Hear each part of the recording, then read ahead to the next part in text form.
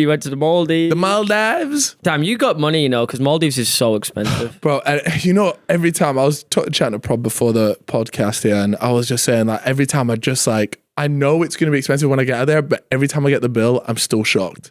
What, like a restaurant bill? Or Nah, just like, because the way it works is because each island is its own hotel. Okay. And so you are like, you have no choice but to eat there. And the prices are whatever they want to set it at. And the hotel that I went to was amazing. It was actually called Anantara Kiava. That was the name of the hotel. So people can have a little look-see of that. But like to put into context, like on average, so your breakfast is always included, so that's fine. But your lunch and your dinner isn't. And on average, you're spending between £300 to £500 for a lunch for two people. Nah, that's every day. Yeah, and then you go, and then so dinner is like you're looking at like a minimum £500. That is crazy. So you end up spending like and at the end of my thing, I was spending at least £1,000 a day on food, drink, and activities. Whoa. Yeah. Damn, I didn't realize it was that expensive. Mad. Yeah. Damn, I ain't going there. I was also saying there's like tiers of resorts that you can go to. So you have like the ultra lux ones. Yeah. Which are mega, and they're even more expensive than what is it like. You'd be looking for, let's say, for like a 10-night stay, you'd be looking at like 60-70 grand.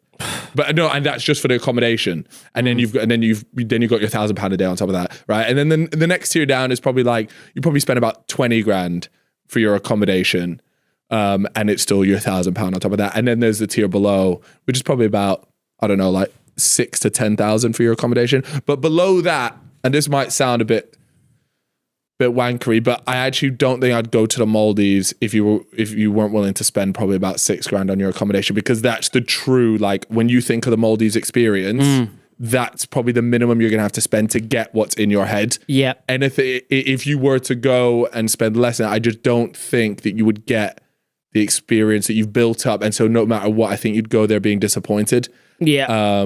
But it is also the best place on earth. Oh, damn. I know you're spending outrageous money, but it is just hands down the go. What do you get up to like day to day? Is there enough to do? Yeah, I think there's enough to do, but it's also like, look, you go in there, you don't be expecting to be on some crazy adventure and stuff. I'm quite lucky because I've got like my diving qualification, so I would just go diving. Yeah.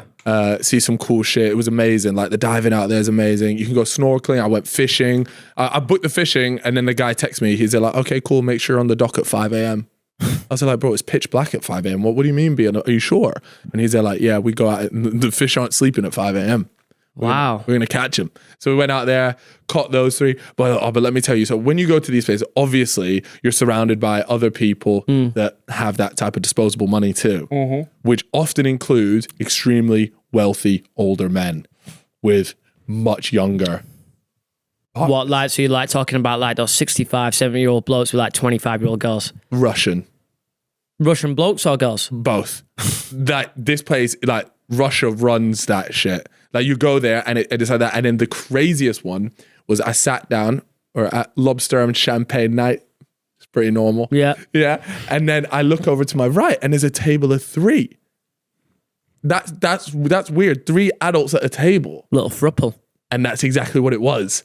It was a throuple. It was an older man, a woman similar age, and then like this young Asian girl. Actually, let me not say young Asian girl. She would have been in her 20s. Yeah. But just compared to them, they were young. And the dynamic of that was insane. So I'm watching. Whoa. And he's like rubbing her thigh like under the table like this, but then like patting his wife's back at the same time. Bros dual wielding women. It was crazy. What the fuck? Yeah. And so I'm watching this, and then they would be like, so they'd go up to go get like their lobster at where they're cooking it and stuff. So they all 3 of them would get up, and like he would only ever pay the wife attention when he was away from the table. So he would go up with it, and then the younger woman would go like separately her away. But then when they came back to the table, the old guy's just like stroking the younger one's arm, and I'm just there like, yo, this is like something that I would expect if you were in a throuple like to do at home, but to come out to have the audacity to roll around like a resort like this and be so openly doing this, it was just mental. And I could see like everyone was fascinated by the story, and I was just thinking like the sex must be nuts. Yo, wasn't it David Hay that was in a throuple? You know, he still is. The way they do like transfer market announcements when there's someone else joins the throuple. Yeah. See, look here. They'll be there like a new third has joined David Hay's throuple. Whoa. Yeah, there you go. Inside David Hay's third throuple as he dates sexy businesswoman. Yeah. So this guy just has like, it's just a way of saying he just wants to shag different birds. Yeah. What's it called when you're in like open relationship like that? That's it. No, there's like a term, isn't there? Polyamorous. Is that actually what it is? I think so. Yeah. Yeah, polyamorous. Yeah, that's where you got like multiple. Could you imagine that? I know someone actually who was polyamorous, and they were in a relationship with someone for years. I'm potentially think they were engaged, but it was like they could still see other people as well. And they ended up seeing someone else who, you know, was the third party. Yeah. Wasn't necessarily agreed upon in terms of like they didn't join in altogether, but he'd see her outside of the relationship. Yeah. Ended up realizing when he was seeing that girl that he actually clearly didn't like the person that he was with that much. See? Because then he didn't want to be polyamorous anymore. He wanted to stay with that person full time. Yeah, see, it's just cap, man. Like, I'm sorry, those things, those setups is just cap. Like, you're lying to yourself. Yeah. Let's be honest. Hustle, like, you just want to go around and pork other people. Have you seen those? Like, they did documentaries where, like, the guy, but it will be like, oh, my wife is polyamorous, but not me. And then they're like, so just say that you're a cuck, bro. Don't try and dress it up. Like, they'll be there like, oh, yeah, so I let my wife go and see other men. And I swear it's Louis Theroux doing this interview. I'm certain it's him. And he's going, and they're like, and he goes to him like, how does that make you feel when you know that she's out, like, spending time with other men and, like, spending the night? And he's there like, it's okay as long as she's happy. Oh, like that, you know what I'm saying? I'm there like, grow a fucking pair, bro. You went to New York, man. I did go to New York. How was that? Yeah, amazing. Love it. Just cold outside. The only actually, you know what? Probably It wasn't cold. New York Weren't in even that cold though. Yeah, it was cold. No, obviously, every time I go there, I'm always like, damn, just a bit nippy, innit? It's a bit chilly. Yeah. But no, Prod was there. Yeah, it was like 11 degrees. It weren't as bad as it was like last time. Being in blizzards and that. You know what I mean? Yeah. Fucking crazy. Weatherman. Crazy lad. Yeah, but Prod, we went to New York. Well, we didn't go together. No. I booked it, and then Proddy seen that I was going. So Yeah, of course. Because, I mean, you can do that sort of disposable income thing where you book trips last minute. I booked this a year in advance, so actually you copy me. Damn, I didn't even know you could do that, you know. He booked it through Thomas Cook. He was prepared. Ryanair's new budget flights to New York. To be fair, booking your flights in advance like that is the smart play. They're way cheaper, isn't it? Oh, yeah. That's just rich shit problems. I'll book it like the week before and I'm complaining about the price of the flights. No, I would do that. The reason why I don't actually book shit like that in advance is because I don't know the schedule. Yeah. Like if there's like a big filming day or there's an event, you always that is something to keep in mind. I guess for you as well, you boys, because you work for yourselves technically, it's like you control your rota. Whereas for me, if I book something a year in advance, I say to you boys like, yeah. Can I book it and off? you still managed to pick the worst time of the year to go. I know. Like, the launch, everything. But how was New York? Did you like it? Did you do anything cool? Yeah, it's just always the same vibe, innit? Holiday. Yeah. What was the best thing? What's the best thing about New York? What's the best thing about New York, bro? You know what? I want to hear your thoughts because your first time going. So my favorite bits that I did was the top of the rock because we went for sunset. It was incredible. But then I also thought the Comedy Cellar that we went to was unbelievable as well. Took him to the one that I went to last time. Yeah. Unbelievable. What's it called for the people? Comedy Cellar. Comedy Cellar on McDougal Street. What's the postcode? Zip code, pal. Yeah. Nah, it's unbelievable though. Especially when you go with like loads of people. Oh, but to be fair, right, we took the girls and they don't stop fucking yapping. Right? It's a comedy night. So you're meant to like be quiet and respectful, which is why they only serve a few drinks so people don't get fucking leathered. But me and the lads are all sat there listening, laughing along here and there. The girls just yapping away about like makeup and shit. What? They're having a separate combo. No way. Separate combo. That would do my head. I'd say just go to a bar, like leave. the comedians were asking where everyone was from. So they said, anyone from London? And then they all cheered and we all cheered, went, yeah. And then he kind of like aired us. So then they cheered again. And then I think they tripled down because he missed him a second time. So they kept making noise about the fact we're from the UK. It's like, he don't care, bro. Wow. He don't care. Was he a good act? There was some of them were stinky. Yeah. The best one was English. The freestyle rapper? Yeah. Yeah, he was sick. Yeah. Chris, shit, what was his name? He English? Yeah, he was English, but he lives in New York. Yeah, it was like some English comedian. But yeah, no, that was a good night. You guys linked up and went on like nights out. And yeah, we went on a night out, didn't we? We went to some gaff nearby. Yeah, you want to talk about anxiety the next day, yeah? We got in at 4:30 and I said we won't have an early one. We won't have a late one because we're flying the next day. Our flight was at 6 p.m. Yep. Woke up at 12 to our like person who owns the Airbnb knocking on the door for us to check out. Look at my phone, our flight's been fucking cancelled. So this like moment, I was just like, what the fuck is happening? And that is like the ultimate anxiety I've ever experienced. But it was all calm, got on another flight. Oh, what, on the same, that was fine? Yeah, pretty much same time, just different airport. Oh, fine. Yeah. I was sad when you left, Prod. Why? The vibe changed. You were just stopped with Theo. New York, New York weren't the same. Yeah, went to Prod, what's that neighborhood called again? Dumbo. Did you go there? Yeah, I did a run there. No. The place with the Christmas lights. Oh, yeah, Dyker Heights. Dyker Heights, yeah. You heard about this place? No. That was my first time going there. It's in Brooklyn, right? Yeah, it's like proper South Brooklyn. Yeah, you have to get like a 1 hour train. A little C What, train. you're getting on a train? Yeah, bro, I got a taxi once in New York, I think. Metro. Really? You just hit you see all those TikToks of like the crazy stuff happening on the New York Metro. It is crazy. Is it like that? Is Yeah. it weird when you're in there? I heard it's weird. sketchy as hell. It is weird. The New York Metro it's dodgy shit's always going on in there. Someone's always singing, or there's a boombox in there. Something weird is always happening. I seen a clip actually of Hosier.